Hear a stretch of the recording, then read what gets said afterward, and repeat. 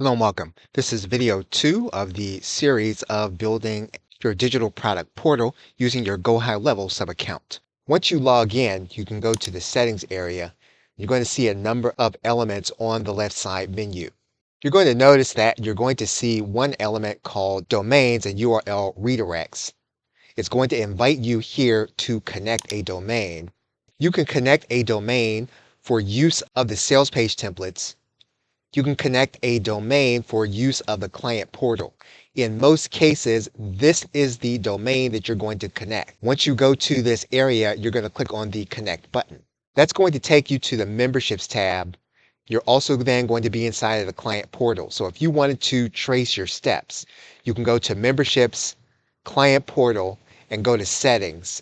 And then you'd be in the area where you set up your domain. So what you're going to notice here is that you start with a subdomain. And until you figure out what your domain is going to be, you can use the subdomain for your setup. You do not have to make a decision about a domain at this point. So we're going to change this subdomain for the client portal here in this area. So now this is our client portal. We're going to click on Update Domain.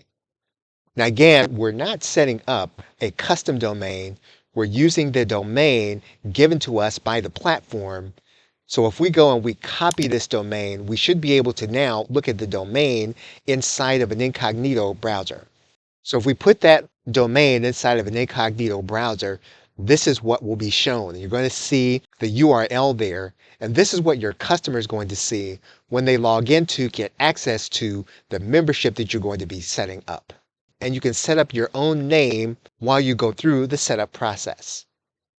Okay, so thanks, and I will see you in another video.